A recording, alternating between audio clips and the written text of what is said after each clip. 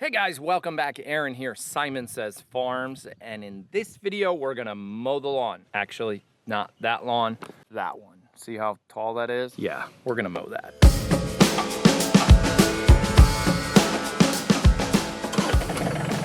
So as you can probably tell, that lawn is not really lawn. This lawn gets mowed with the regular lawn mower. This out here gets mowed with the brush hog, which is an attachment we have to put on the back of this tractor, which is powered by a PTO, which stands for power take off, meaning it takes the power off the motor and brings it back to the big lawnmower we're gonna put on the back of this. We gotta take the rake off. We used the rake the other day to clean up around the duck pond, and we also used it to clean up the kids' ATV trails. So hopefully we can get the rake off nicely, the lawnmower or the brush hog on, and we can get out into that field and mow that down. Now we normally only mow that about twice a year, but it's so bad right now it needs to be done, and then we'll do it again probably pre-winter, say October or so, and get it nice and clean for the winter and go from there. So let's get the brush hog on and get to work.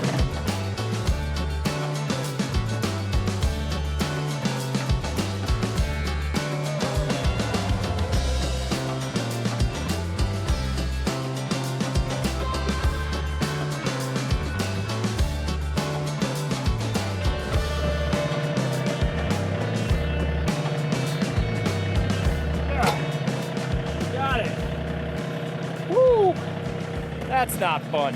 I hate that part. So the drive shaft that connects to the tractor is always quite difficult to get in. We got it hooked up. If you follow us, or if you don't, hit that subscribe button now, if you can.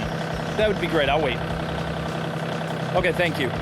Now you're a part of the village. We consider anybody that follows us on any platform part of the village. Thanks for sticking around. The only two implements we have here that run on a PTO are the brush hog and the snow blower in the winter. The backhoe doesn't. The backhoe's all hydraulic. The rake doesn't. The rake just connects and is dragged along by the weight of the tractor. There's no mechanics to it. So the PTO is only used for those two. It is such a pain to hook up. But now that we're hooked up, we got a massive lawnmower. Let's see if we can just do a quick test mow of something in here, and then we'll see if it works. Now it breaks a lot of shear pins. That's just what this thing does. There's pins in there that are designed when you hit something really big to break. That way you don't break the machine or your tractor. So we're gonna non-time lapse, put you here, and mow some of this big brush and see what happens. There we go.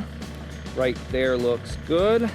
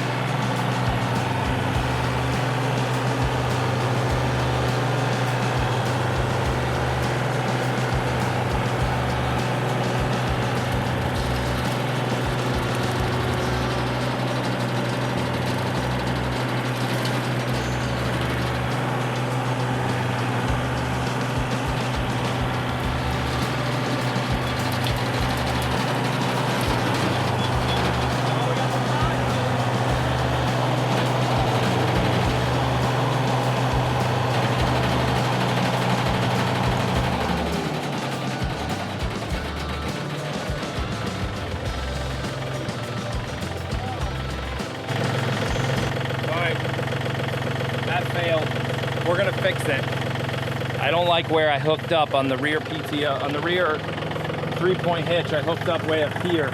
We're gonna hook up down there. It's so much nicer hooked up way down there.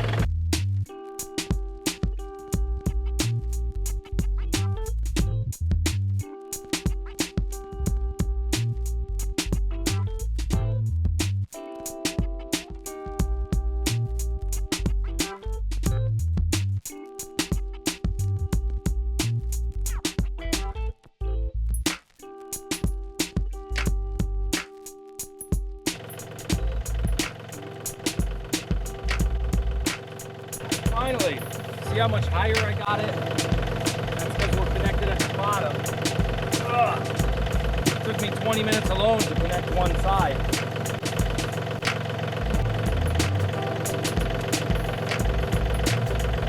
Now we'll try to trim again.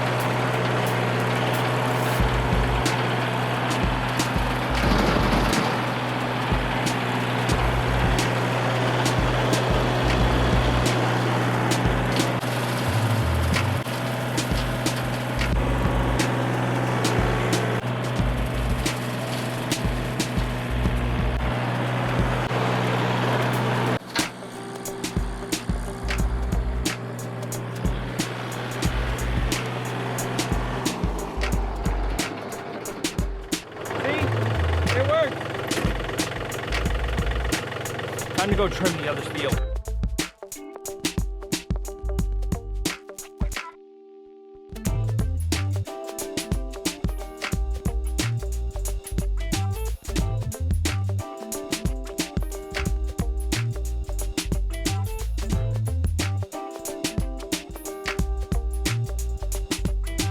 I broke it, but it's okay. It's where it's supposed to break. So I said it earlier, there's a shear pin, like on a snowblower. If something gets caught, the pin breaks, but your machine doesn't break. I broke a pin down here. We did pretty good. We cleaned up a little in here. We got down the trail once, back that way. Cleaned up a little in there. The goal is to get all this out as much as we can. And while we were working down here, I hit a rock of some kind. Now, I'll probably go over this again. There's a lot of this is just bent over. I'll probably run over it all again. I'm just going over it kind of high to hopefully not hit rocks, and then I'll lower it again. It doesn't get much lower than this right here. This is pretty much as low as it gets, but I'll go over it again. But look at the size of the rock we hit right there. That one. Yeah, not good. So it hits it, it breaks the pin, and you got to replace the pin now, right here, which sometimes can take a little. Actually, I'm going to show you guys what it looks like. This is pretty impressive. Take a look right here. Sheared it right off. See that? The pin is stuck in that hole right now. So this spins, but it only spins so that hole's open. The hole on the other side is open, but the rest of the pin is still stuck in that hole. So we got to get that out.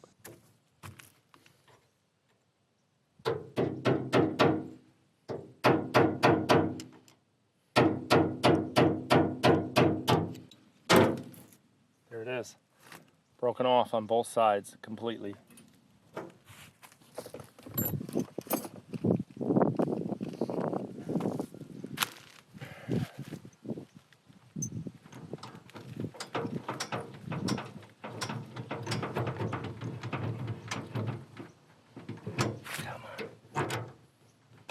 Down to one more left, which means I got to grab more at the store. I could go through 5 to 10 of these in a season because our yard's not smooth, and unfortunately can't see the rocks.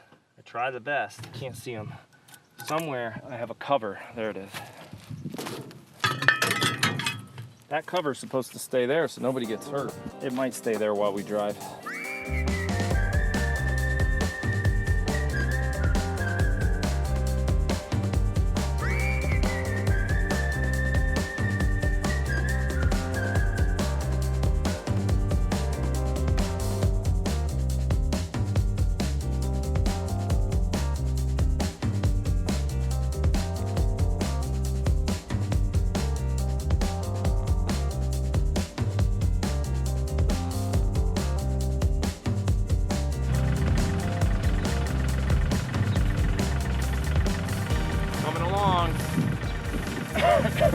One of these days, I'd love to bring a dozer in here, level this all out. So then when I brush hog it, I don't hit any rocks. I hit another big one. I didn't break anything, but I did. Even something like this is considered big. Right here. Yeah. That guy, right? I mean, obviously it's a big rock, but that's big enough to break stuff, and they're all over the place in here.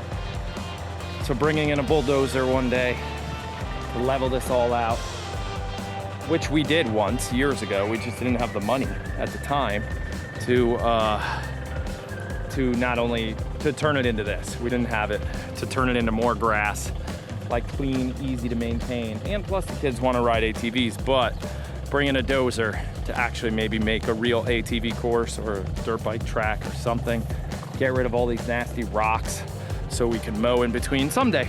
You never know. Need to hit a lotto for that. But that's it. This is gonna be a short one.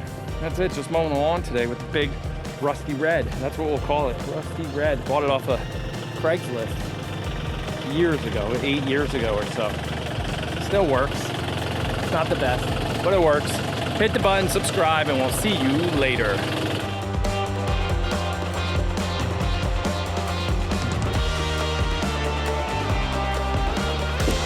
You guys are really dirty. Oh my gosh. How dirty is this lens?